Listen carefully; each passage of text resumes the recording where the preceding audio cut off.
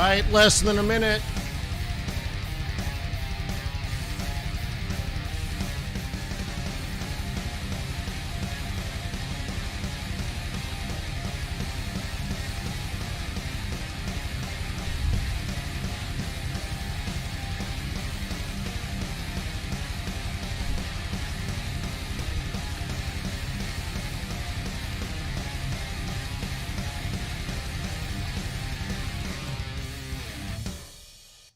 All right, welcome to Forex.Today, the YouTube community of almost 20,000 foreign exchange traders. Yeah, I know I started early, but we have this European Central Bank monetary policy statement being released. And then a little bit later, we got the press conference in approximately 45 minutes and 29 seconds. So I thought today could just be ECB day. What do you stink? Smell like a plan?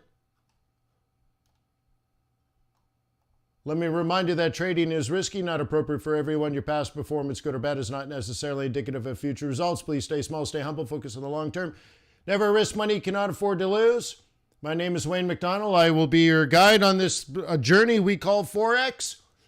I've been doing this for 20 years, and I'm here every single day. So if you'd like to subscribe and attend future live streams, feel free. Just click the subscribe button. There is something like 6,000 videos on YouTube associated with my work. At least an hour long. Okay? So anyway, so there's a lot of resources. You can also find a link in the description below to my book, which I wrote many years ago. It's still good. It's a very honest book. There's a link to free training videos on YouTube on my FX Bootcamp YouTube channel. There's a link to premium videos on fxbootcamp.com that costs a whopping $88. So if you want to kind of borrow from my Harvard education, it costs you $88 per year. Per year. Okay? Cool. And if you want to join my live groups, you have to join FX Bootcamp. Makes sense, right? What else? There's a link to my chart templates, but there's also a link to tradersway.com, an ethical, trustworthy, fast execution speed, low cost, big swaps, narrow spread foreign exchange broker that earned my loyalty and trust almost 10 years ago. And just think about it. They value your education because they see the relationship as a symbiotic relationship. They would really like you to succeed, and they believe education is the key to that, and that's why we're all gathered here today. And so if you like all of that, which I do, visit tradersway.com. The link is in the description below the video. Open up a demo account and give them an opportunity to earn your loyalty and respect. That's everything you need. A great broker, good education, charts that work, and an education so that you can gather intelligence and formulate a strategy. All of that's available. Huh? Isn't that good? Awesome. Number one, born without a gun. I wasn't licensed to have one. All right. So here he is. Okay, so this has come out. So what you do is go here and you hit the refresh. Bum, bum, bum, bum, bum, bum, bum, bum. Okay, they open up just like the Bank of Canada did. Did you attend that? The Bank of Canada, did you watch that? Oh, dang it, I spilled my macchiato. I spilled my macchiato on my desk.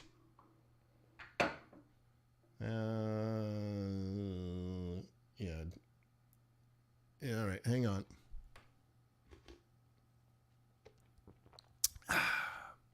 Hang on. Hang on. Mommy! Hang on. All right, there we go. Hang on. Yeah, I think that's okay. Let me smear that out of the way. I don't want any of my coffee on my Razer keyboard. It causes bankruptcy. We're a Razer family, by the way. All right, cool. Anyway, so I'm back. I got coffee all over my hands. Huh? Cappuccino and cigars. What a wonderful combo that smells like. No, my hands don't smell like cigars. All right. All right. So anyways, here we are. They open up just like the BOC. Russia's bad. Got it. Today's meeting, Governing Council judged that the incoming data since its last meeting reinforced its expectation. Okay. I love how bankers always do this. Okay. Whatever we said last time was right. We were right. We haven't made any mistakes. However, so they always start that way. All right. So last time we met, we everything we said was good. Okay. So please don't fire us. Okay. Reinforce its expectation that net asset purchases under its asset purchase program should be concluded in the third quarter. Now, I thought they would change that because remember what they said is they're going to do things in steps. So anyways, that's a long time to wait. But maybe I'm misreading it. Maybe it was like start QT is a step and then raise interest rates. Anyways, let's take a look.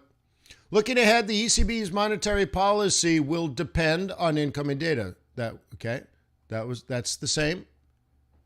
And the Governing Council's evolving assessment of the outlook in the current conditions of high uncertainty. We don't know what's going on, is what they're saying there. They will maintain its optionality. Okay, they haven't said anything. Gradualism and flexibility.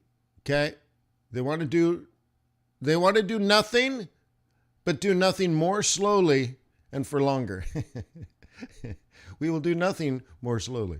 All right, the Governing Council will take whatever action is needed. All right, blah, blah, blah, blah, blah. All right, so they don't say jack there. Monthly net purchases under APP will amount to 30 and then, 40, then 30, then 20. Gotcha. Today's meeting, the Governing Council judged the incoming data since its last meeting reinforce its expectation. All right, so that's going to stay the same. Governing Council also intends to continue reinvesting. No runoff. I wonder why. In full, the principal payments are maturing. Why not let them run off? For an extended period of time past the date when it starts raising key interest rates. Ah, ha, ha, ha, ha. Ah. Ah. So they're going to raise interest rates and continue buying bonds, but not with new money, but with old money. Now, why won't they just let it run off? But whatever. As long as necessary. An ample degree of monetary accommodation. All right. Key interest rates. The interest rate on the main refinancing operation and the interest rates on the marginal lending facility and deposit facility will remain unchanged. Okay, we knew that. Any adjustments to the key interest will take place sometime after the end of the Governing Council's net purchase program. Okay, we knew that. And that will be gradual. The path for the key ECB interest rates will continue to be determined by the Governing Council's forward guidance. So that's all we care about, by the way. We don't care about today's news. We only care about forward guidance. And its strategic commitment. Okay, hang on. I'm going to keep my eye on the... Oh, good. Pound came down. And, all right. Hang on, just keeping an eye on it. So ECB is weak right now, fine. 382 Fibonacci retracement achieved, by the way, and we're approaching a 50% Fibonacci retracement and daily central pivot if you're looking at your charts. All right, will be determined by the Council's forward guidance and by its strategic commitment to stabilize inflation over the medium term. Accordingly, the ECB rates to remain at their present levels until it sees inflation reaching 2%. Well ahead. PEP.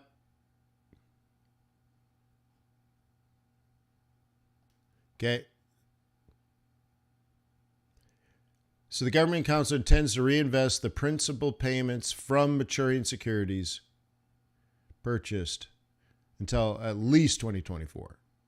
Okay, so they're going to continue that. They intend to reinvest the principal payments from maturing securities. So when, let's say they bought a 2-year bond 2 years ago and it's expiring, what happens is you get the money you initially invested back.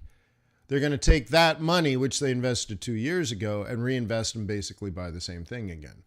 So they're just keeping that PEP program going till 2024 and maybe beyond. But it's not new money. It's just recycling of old money. So it's keeping that. They're not removing liquidity.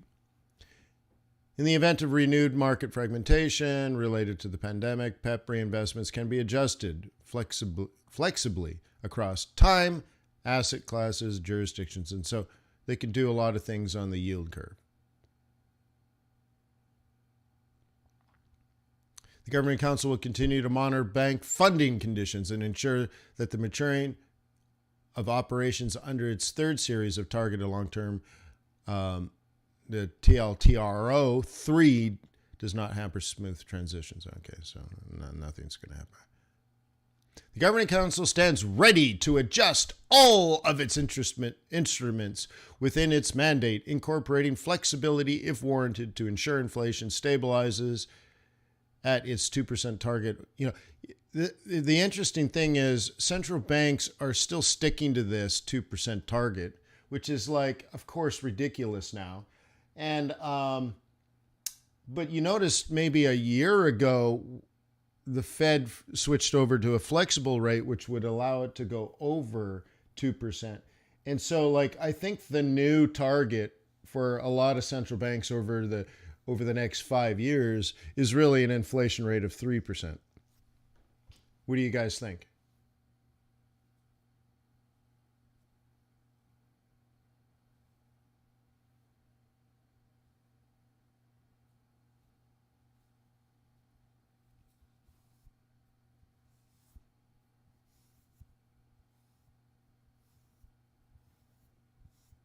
What do you think? 3%? Do you think that's really the more realistic target for most central banks?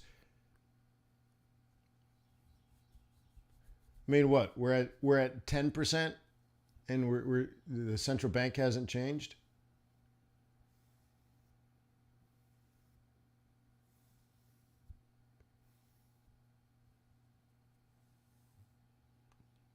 No thoughts? You let it overshoot? Yeah. It seems hard to believe in current market conditions that inflation's going to drop to 2% where it was. I think we got a lot. I mean, and even things have changed. Things have changed, right? For example, wages and rents have gone up. Wages and rents have gone up, and they're not likely to come back down. I mean, what kind of market condition do you need for your landlord to come in and say, hey, man, I'm going to lower your rent? Has that ever happened to anybody?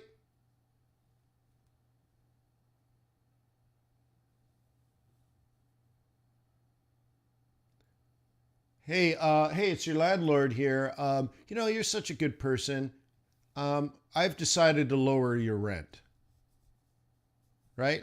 Like, that ain't going to happen, right? Same thing. What happens when your boss comes in and they're like, hey, Matthew, hey, you're doing a really good job and everything, but, we've decided to cut your salary by 8%. And you're like, what? You're like, yeah, you're doing all right. I mean, this is your annual review, Matthew, and you're doing a good job. You are meeting, the basic goals, and, you're well liked around here and stuff. But, the board has decided to try to like beef up some profits and maybe boost the stock price a little bit by cutting expenses. And so we've decided to cut your salary by 8%. Highlander's like, his mom wouldn't cut his rent. Like, yeah. So in economics, we call that sticky. Wages and rents are sticky. Okay. I mean, and it's funny, like rent actually is not necessarily what you think it means. Yes, it means rent, like literally the cost of your apartment per month. But there's another version of rent, like when you're talking about like Venezuela, what we mean is there are certain costs to suck oil out of the ground in Venezuela, pump it on a ship and take it out to international seas to sell the oil. You're like, well, there's the cost of drilling, and then there's the pipeline, and then pumping that onto the ship, right? Like that's what it costs. Yeah, there's a lot more cost involved, and some of that could be bribery, some of that could be inefficiency in the government because multiple agencies want a piece of that pie. And there's, either way, it's monetary friction like bribing or other types of indirect costs get put on there. And those are often considered or called rents, but a different idea than the cost of your apartment per month. Okay. And then I was at Harvard Club talking to, I think he was an oil man. He'd gotten his PhD at Harvard and he was staying there. And we're having our conversation, and he was talking about externalities.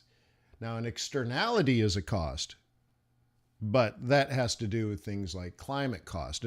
An externality is basically a cost that you can't put on a spreadsheet or can't quantify, but it is still there, right? So anyways, I don't think 2% is a realistic number over the next, few years, right?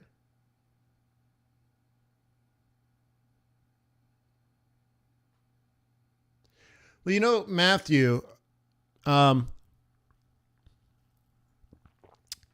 it's interesting where, I don't know, like, can that be fixed? Some people will say that can't be fixed. That's just natural. And then other people will say, look, let's take some random African country. You're like that country at any time could decide to not be corrupt at the governmental level. It could decide to just build a bank that's trustworthy, stuff like that, and build sort of those institutions. But of course, that is a very, very, very, very, very, very, very, very difficult proposition. But I think the world will get there. We'll get there, man. There's hope for Africa, for sure. But it's going to be a long journey. Okay. I mean, like the only African country, a young population, which means wages are relatively low and would be very competitive on a global marketplace. And I think even its location is good. Yeah, it's at the tip of Africa, but if you go left or right of the tip, you can get to different parts of the world, right? So it's got a lot of hope.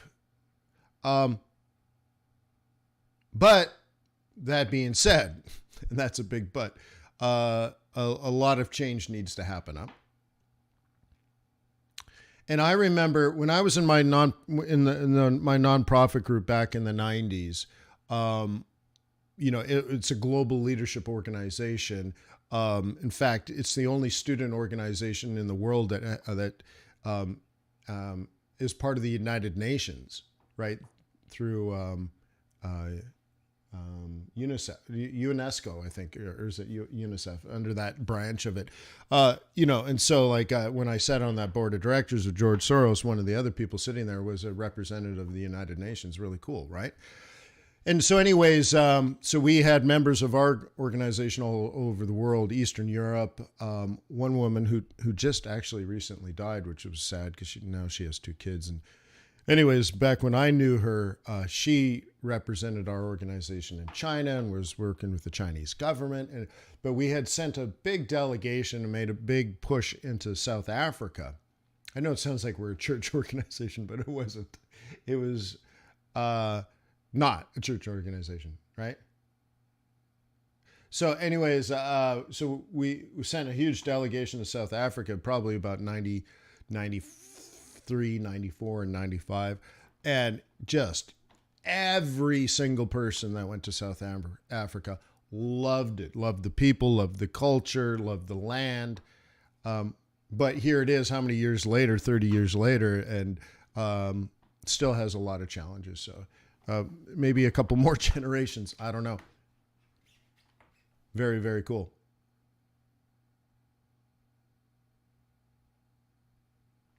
Too old. Yeah. Am I too old? I don't know. Am I old yet? I'm not even 50. When do you get old? Yeah, I'm not even 50, bro. So anyways, yeah, I think South Africa is going to be one of the first to benefit from global investment into Africa.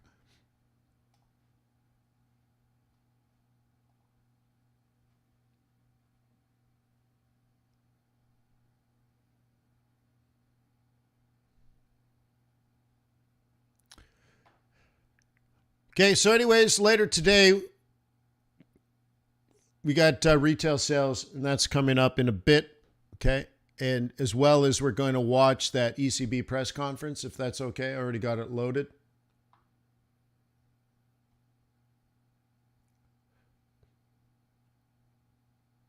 Oh, you're turning 50? Huh.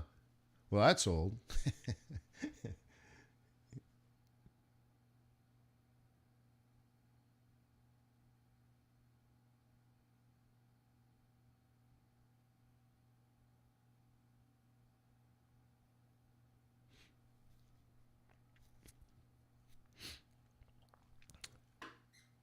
Cheeky monkey. Yeah, I think there, like maybe Nigeria is another one that may be, benefit from additional global trade investment, so foreign direct investment. Now that China is fully invested, right? Like the infrastructure now in China is amazing. And I think most of the next money is actually going to go to India.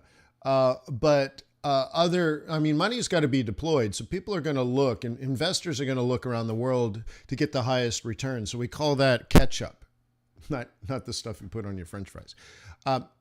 Catching up, meaning let's say a mature country right now is growing at 1% a year. Why?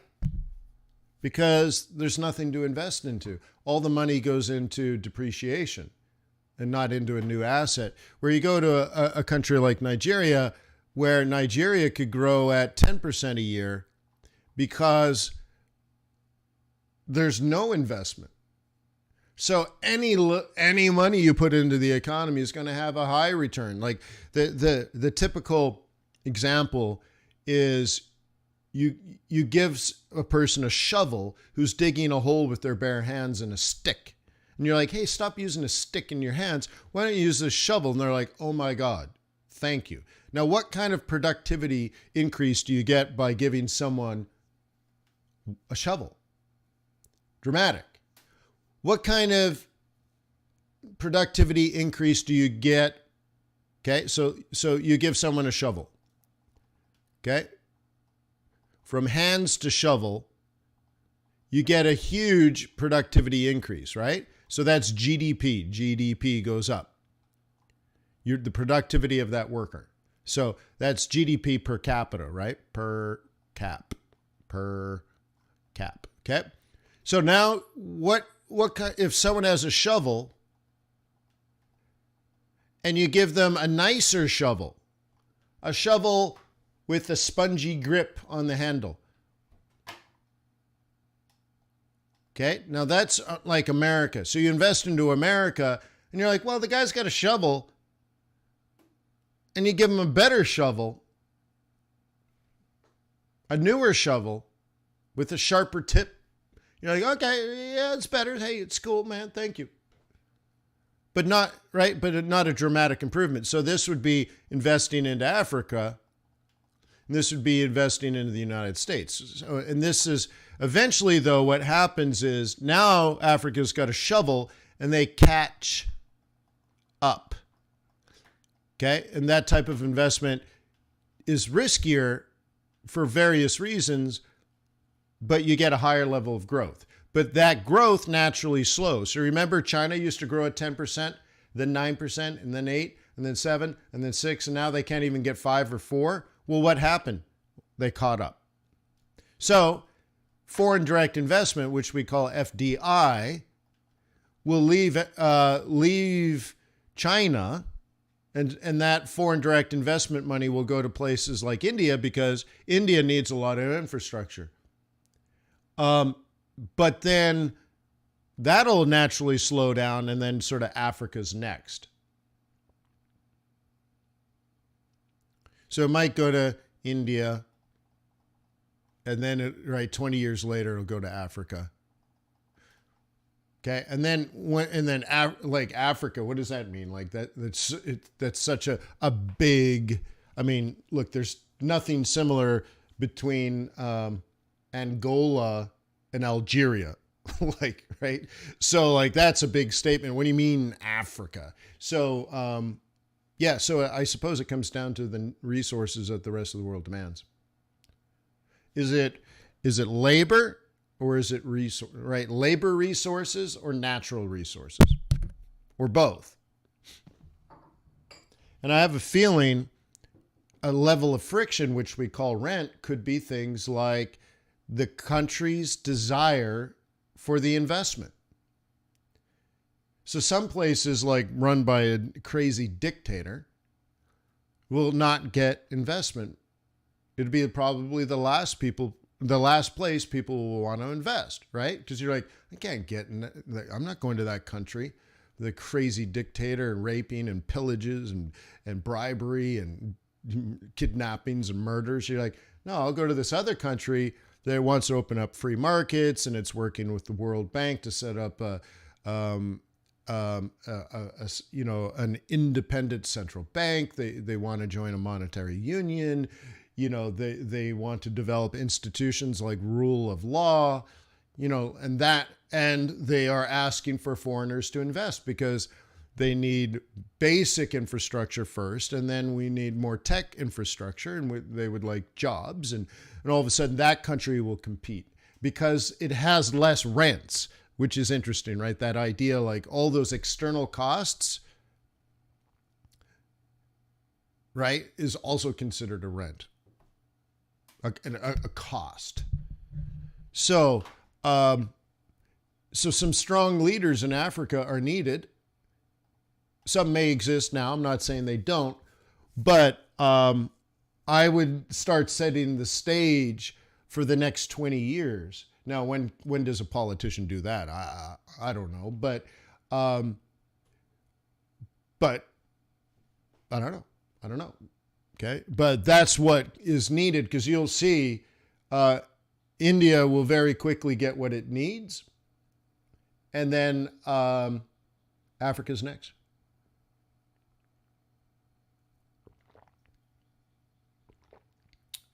Now, Matthew says, not sure about Nigeria because it's all oil, right? And then there's all corruption, environmental damage. Right, so the corruption, environmental damages are those costs that need to be reduced. Okay, so like Nigeria, I bring up Nigeria or Angola that are blessed with oil. Those are the countries that need to like stop the bad stuff. You got the money. Many other countries don't have that. So if there's money, right? But I know the statements I'm making, but like, stop the corruption, stop the environmental damage, build an economy. Right. And then you're like, but how? Well, I'm not saying it's easy, but on paper, right? If Nigeria, let's not just say, I'm not picking on Nigeria particularly. Let's just say it's called the resource curse. Resource curse. Okay, there's books on this, by the way. I mean, I'm not making this up.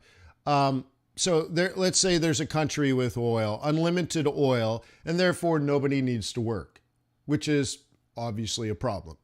So you get generations of people that not only don't know how to work, they don't even have a culture of wanting to work. Right? So whatever. So what happens is you do get corruption, okay, which is a rent. We talked about that, and I used Venezuela as the example. Okay? And what else was the problem?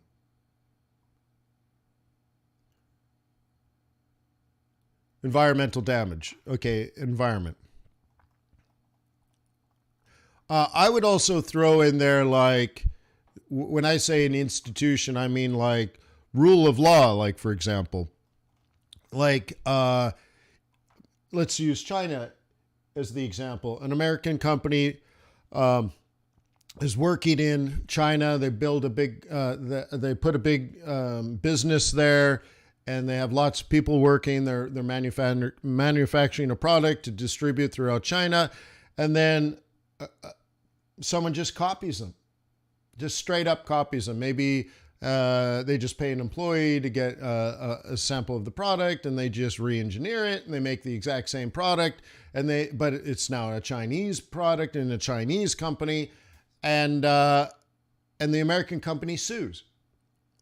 Can they sue the Chinese company and get a fair trial? Right? You got to have that. That's an institution. You need financial markets. Okay? If you want local companies to have the ability to raise money so that they can invest or attract investors from around the world, so instead of foreign direct investment, Americans, let's say, could buy the stock or the bonds of a company in this oil country to say, hey, you got a good company in a fast-growing economy. We want to put money to work. We want to deploy capital with you. Here it is. Here, we'll buy your bond. We'll lend you money. Or here, we'll buy you stock. Do an IPO. We want to buy your stock. And obviously, that's very, very productive, right? But you also have to have a banker to go out and set all that up. Okay? And also that bank should be able to collect deposits and issue interest rate payments and invest those deposits into local loans, into local small businesses.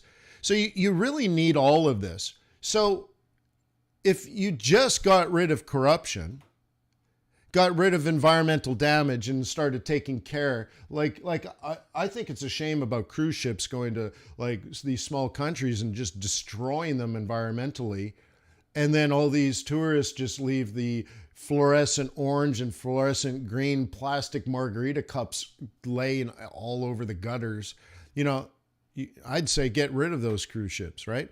But you start building rules of law, building a financial market so that local businesses can attract investment, and banking so that money can be saved, which means growth because it'll be return on investment. And that return on investment comes from the banks now taking your deposits and reinvesting that into the local economy through localized loans. All you need to do,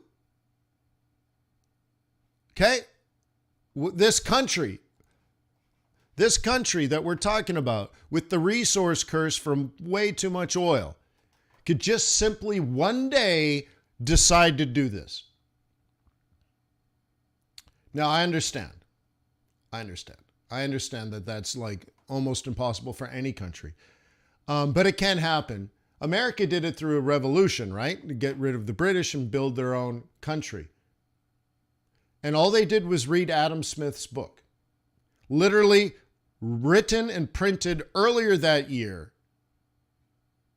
It was printed in 1776.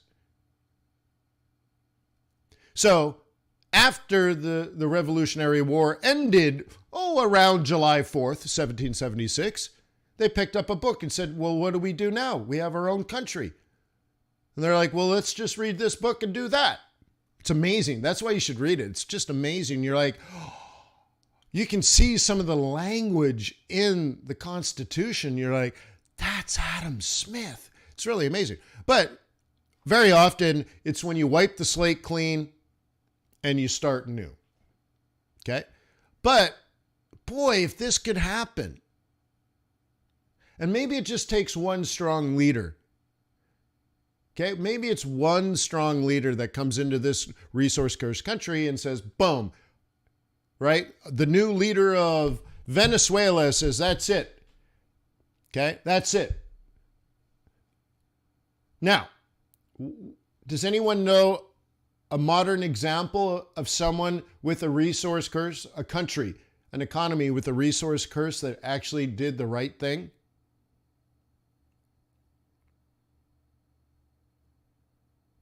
Libya? Angola? Iran? Iraq?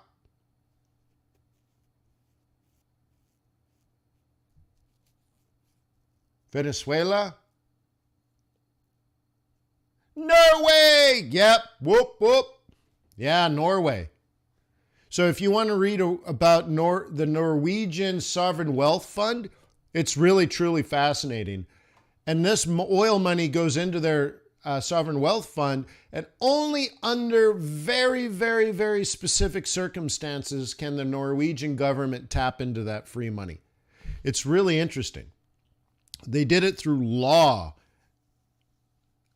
And I say it's interesting because I believe, I can't purport that I am an expert on the subject. I know a little bit, okay?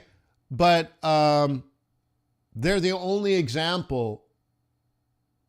Singapore, interesting. Okay, interesting. Matthew's like, any books on that? Yeah, of course. Just Google it. Norwegian Sovereign Wealth Fund. Yeah, for sure. Singapore is interesting. Maybe. I'd have to look at that. How much of Singapore's wealth is actually oil versus the trade of oil? I'd have to say I'm not sure, but probably, right? Tico? That's a good one. And then the other thing I don't know, Tico, is what did Singapore do in that case? Okay. Yeah, I know oil and Singapore have a relationship. I thought it was more trade than production, where I thought it was Brunei, for example, that has oil. And I thought Singapore was more of trade and finance, sort of like Hong Kong. But yeah, what's the time? Yeah, we got about 8 minutes before the news comes out.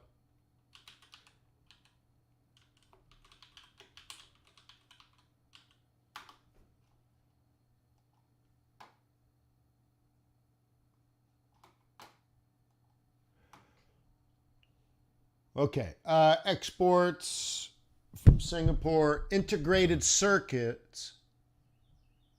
Okay, listen to this. Integrated circuits exported out of Singapore are 300% more than refined oil. So yes, they do export a significant amount of oil, but it's not even their number one export. So, top exports from Singapore: integrated circuits, otherwise known as semiconductors, refined petroleum. So notice that it's refined petroleum. It's not crude. They take crude and make gas. So where does the crude come from? Probably Brunei. So yeah, so I'm going to go back to that, okay, Tico? They don't have oil. They import oil and export gasoline and jet fuel and plastic, okay? So anyways, integrated circuits, refined petroleum, gold. Now, are there gold mines on the island? No, I don't think so. So do they import the gold? So that's interesting. They might import and then export it. So I'd have to look at that. Package medicaments, that's interesting, there's a different word, and gas turbines. Okay, they export mostly to China and Hong Kong. Okay, China, 43 billion. Hong Kong, 42 billion. United States, 27 billion. Malaysia next door and Indonesia next door as well. So mostly to China, quite a bit to the United States actually, probably those circuits. Okay, so I bet you the oil and gas and stuff goes to China, and the United States buys the circuits, and all the other crap that Singapore has just goes to Malaysia and Indonesia because it's next door. They're next door. Oh, Johnny. That's so 4 hours ago, Johnny. Yeah, that's right. Thank you for bringing it up. Yeah, I got 8 minutes to talk about this. How about this? Merger arbitrage. Arbitrage,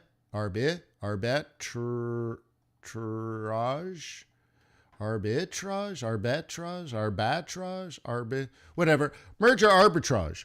So this is similar. This is like a buyout offer, but it's similar to a merger arbitrage because usually one company buys another company, that kind of stuff. This would be Elon taking it private. Hang on, that's ECB. Hang on, I got it in multiple places. I don't know if I can even...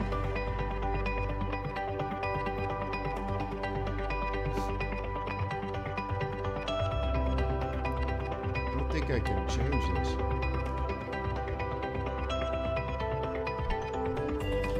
I think I can only get rid of it. All right. So merger arbitrage, this is Elon Musk taking it private, which is similar to a company buying another company, but whatever. And this is an event-driven strategy. And I'll tell you, okay, I'm cynical, right? Right? I'm almost 50. I'm cynical. So Elon buys roughly 10% of the company, right? 10% of the company. Okay. At whatever, $30 a share, let's say it was. I don't remember. Then he announces, I want to buy it for $55. What happens to the share price? It is arbitrage. Thank you. Okay. 10%, all right, he buys 10% of the company at 30%, at $30 a share, announces that he wants to buy the other 90% at $55. What happens to the share price? Goes up. So one part of this event-driven strategy is that when you saw or heard Elon Musk buying it, you said, he's going to buy the company. So when you, right, so someone would buy it at 30, anticipating at some point the share price will go up because he's going to accumulate more. That's an event-driven strategy. Now, here's the cynicism. You ready for this? Now, the only thing against my cynicism idea is that why would the richest person in the world try to get richer? Makes no sense, right? But if I was cynical, I would say he bought 10% of the company, remember it's billions of dollars on the line, says he wants to buy the rest for way higher price. Okay, so everyone buys it at 30 to drive it up to 55, closing the gap. Meanwhile, the 10% he owns has just doubled in value.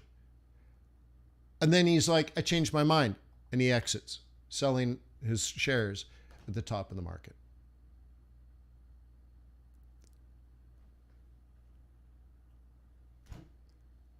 And he doesn't buy Twitter at all. He just makes $5 billion profit. And he sucks money out of the suckers market. Now, that's okay. So what you could do, the other side of the event-driven strategy, is you short. Okay? You short Twitter in the high 50s, anticipating it goes back to 30 or even lower. Because if Elon doesn't want to buy it, it's not even worth 30 or whatever the number is, right? And so that's the other side. You bet against the deal because it's an event. He either buys it or he doesn't buy it. That's the event. And you can bet, and a lot of traders, they bet against these deals. So imagine like two cell phone companies want to buy, like Sprint wants to buy AT&T. You can bet against it saying, well, the government's never going to allow it because of monopoly issues. And then so the deal falls apart and he had shorted it. All right, the news is coming out. Okay, retail sales. Does anyone want to bring that up?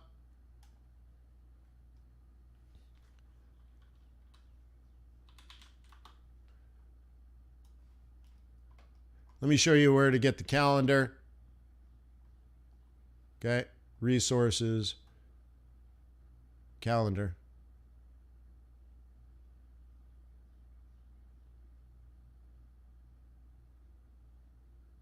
Da, da, da, da, da, da, da, da.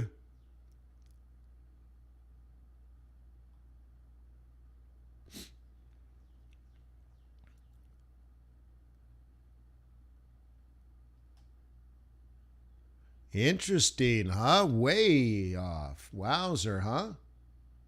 These numbers are way off. Core.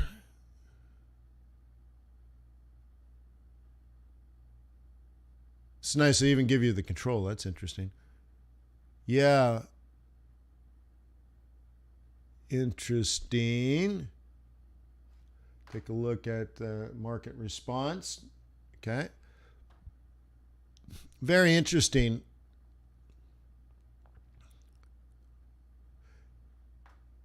Okay, you can see the average here is what? 5, 4, 3, 5, somewhere between 4 and 5 or something. And look how high some of these things were. Okay.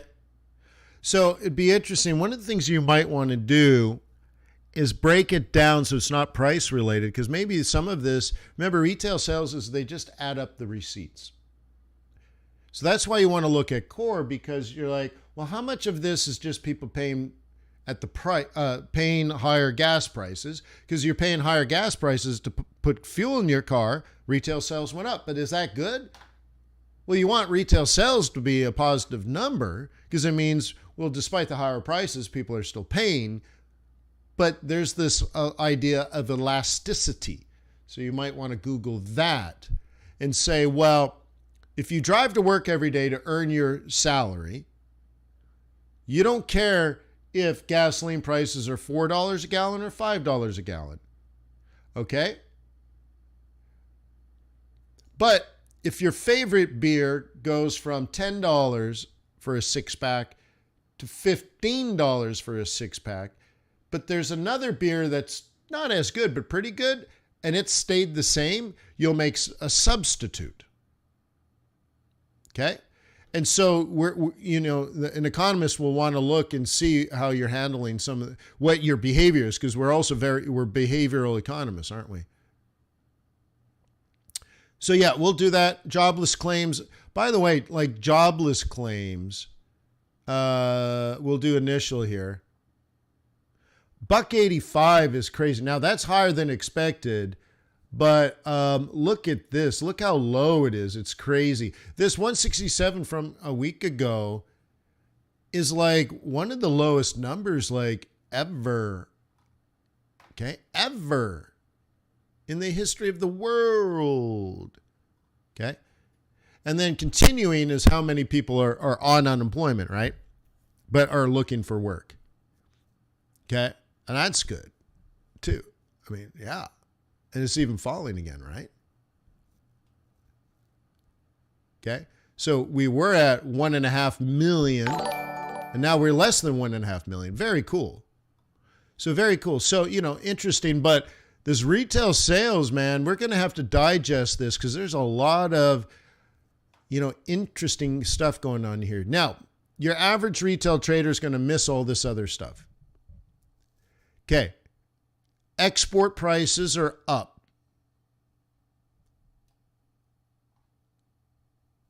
Okay. Now, do you remember we talked about this maybe a week ago, or maybe I did it in my live groups? Maybe I did this a week ago for the swing trading group. But I talked about one of the reasons the dollar is likely to have been strong during this recent period is the stuff we export. Let's do it this way. Okay, when the United States exports stuff, that's our money maker. That's our income. This is income. We sell wheat and beef and gold and oil and a bunch of other stuff to foreigners. So we sell that stuff and we get paid, baby. Paid in dollars, not greenbacks, by the way. Dollars. Actually, they are greenbacks because it's fiat. But anyways, okay, we get paid, man. This is good. Export prices, we got paid. Whoop, whoop. We got paid 18% more per unit. Okay? And is that good or is that bad? Well, it's bad if these high prices stop foreigners from buying stuff. But check this out. The stuff we imported, cars, for example, Toyotas and BMWs, those costs went up 1%, but our income went up 18%. So, okay. So this is cost. The expenses, right? So, okay. So it's interesting, like the stuff we're selling, we're making more money than the stuff we're importing, right? And so they offset each other. You see that? And so this is something that I think almost all YouTube gurus, or most of them, will probably miss, because you got to look inside the import-export data. And eventually you'll see this stuff inside of GDP. Because what we're talking about right here, okay, we're talking about X minus M.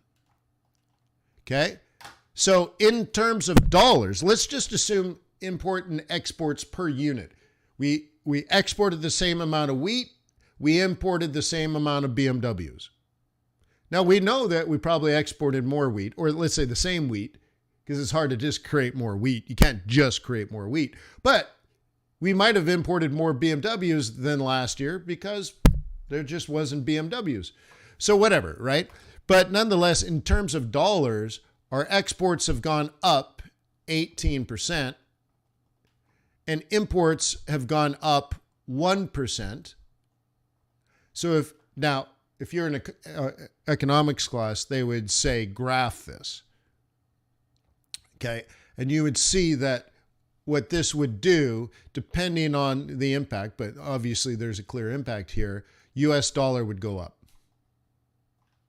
Now, this is not normal, and part of it is lower demand globally. Some of it is lower supply, and a lot of it is inflation. Okay? So it's kind of cool. So anyways, I'm breaking it down for you, baby. So let's go to the ECB and see what's up. Let me pop this up here. Hang on. Bear with me.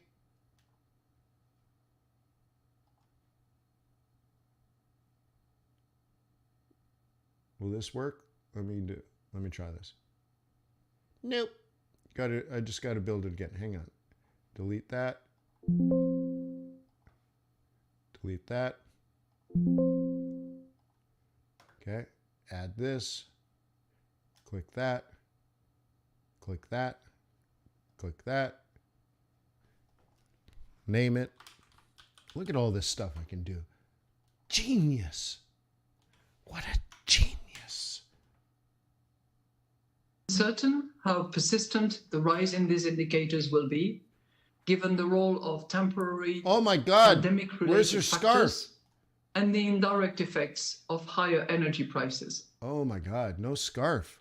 I don't know what that The means. labor Sell the market euro. continues to improve, with unemployment having fallen to a historical low of 6.8% in No February. scarf. Sell it all. Job postings across many sectors still signal robust demand for labor, yet wage growth remains muted overall.